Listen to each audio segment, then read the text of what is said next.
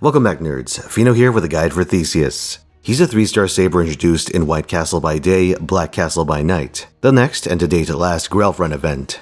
The good news is that he's in the general pool and he's the first 3-star saber we've gotten since Bedivere. Wow. So have they thrown the poor friends a bone, or is Theseus gonna drop a Theseus? Let's find out. Starting things off is Ariadne's Prayer. Names are tentative. This is a 3-turn personal arts buff and stars per turn effect with a 20% battery at level 10. Unfortunately, 20 is just shy of being able to hit an even 50 with the starting charge append. While you could just go a bit over and call it a day, I'd recommend running the Summer Street Mystic code if you happen to have it from Sovereign Summer Festival 2. Not only does it have 2 separate 10% batteries to top you off, but it also has crit damage and art star absorption tools. Really everything this guy wants, aside from the stars themselves. That's where Instinct Labyrinth comes in. It's a 3-turn art star absorption and arts crit effect that also dumps out stars, 15 at level 10. You can then double down with his 3rd skill, Martial Arts Retribution, a 3-turn attack buff that decreases the attack of your targeted enemy. And more stars, this time 15.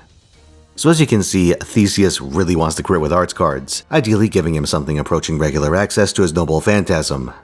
That would be Ariadne Apparato Hades. It's a single target arts attack that gives him a power mod against demonic beast servants and super effective damage against giant foes. It also dumps out 20 stars and its overcharge is 3 turns of crit damage. So in the event that you successfully loop this, you can stack the effect for ramping crits.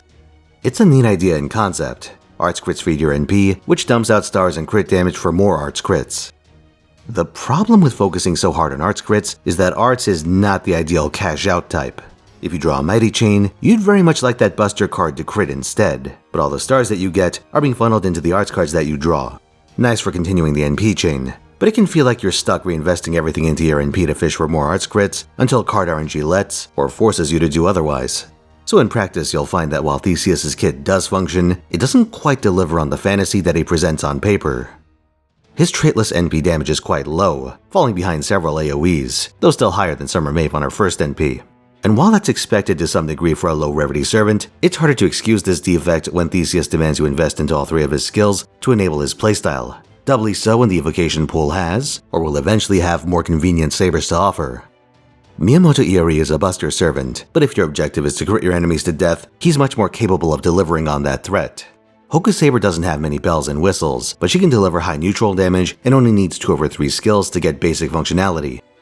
Where Theseus fights to give himself a definitive niche is against those demonic beast and giant enemies. They're 2 servants that get double whammied by both effects and have defensive class disadvantage. Those are Asterios and Summer Ibuki. Unfortunately, they aren't common opponents, and only one of the 2 is story relevant. Depending on what you thought of Hankyo, you could say neither version of Ibuki is story relevant. As for Asterios, I'm not talking about the recruitable servant, but rather his Minotaur incarnation, which features in Lost Bell 1. So practically speaking, you'll be looking to exploit one or the other, and there are some notable targets among them. From the giants, Zhang Yu is the most notable addition. You'll be seeing plenty of him in Lost Bell 3, and his fights are pretty obnoxious. Oh wait, that's every fight in Lost Bell 3. The demonic beast features some notable quarry as well. Tamamocat and Vritra appear semi-frequently in events. Kyokoyo less so, but she's still around. Now at first I thought Melusine in Lost Bell 6 counted since Demonic Beast Servant is a trait. But having looked at the tag list for some of her fights, it seems like the Zengel dotted their I's and crossed their T's to make sure she wasn't. If you encounter her in events though, she's fair game. Something that helps Theseus in his hunt is his anti-berserker append. It thematically stems from his background with Asterios, but it has applications in a number of his anti-buff matchups while also having general uses. So if he can stand to not cast his coins into grails, this and his starting charge append are solid gets. So is the crit damage append once we get the 4th and 5th slots. As for equipment, while something like Black Grell is the obvious endgame, I'll be sticking with freebies and Rememberescence picks, given the kind of player Theseus is meant to appeal to. If you happen to have it, Ocean Flyer is my preferred pick. Failing that, Golden Sumo is available right now to pick up as a generic offensive CE with starting charge. Some other RE picks include Painting Summer, which has an underwhelming mixed stat line but benefits from a desirable arts and P gain starting charge combo. Demonic Sun Princess is another starting charge CE, but this one rocks NP damage and arts crit as its other effects, handy for someone like Theseus. For command codes, you can go with either crit damage or flat star options depending on your primary concern. If you just want to go nuclear and cash in on the first few turns, crit damage will let you get more mileage out of his star dumps.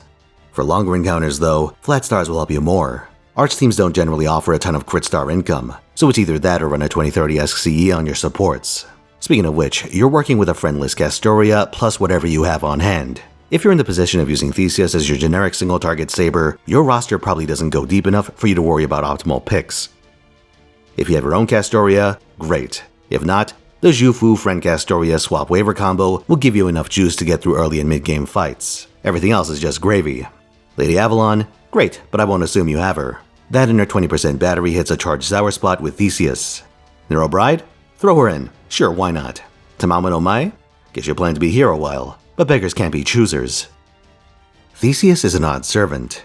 He's fine on paper, and generally I think he's a step in the right direction for giving low Rarity servants quality of life benefits and giving them tools to be relevant in specific encounters, even compared to their golden alternatives. But on the other hand, his art's crit gimmick forces you to level all 3 of his skills. Quite a nuisance for a new player, while the end result isn't necessarily exploitable. He has anti-buffs, which give him a niche, but for general usage, he's stuck competing with a slew of powerful 4-stars, many of which are destined for the evocation system. Among those, Hokusai is a particularly tough rival to beat due to her availability and the convenience of her Ascension materials. So, any husbando friends here planning to go the distance with Theseus? I heard that didn't work out so well for Ariadne, but I'm sure you're built different. I stream every weekend, 3 p.m. Pacific time at twitch.tv/Finotaisen. This time around I've got Fate Extra CCC on Friday. I believe we're about to enter the Meltreless arc on that one. Saturday's gonna be a Tetris tournament and Sunday's FGO, presumably JP Summer Rolls. Should be quite exciting. See you there.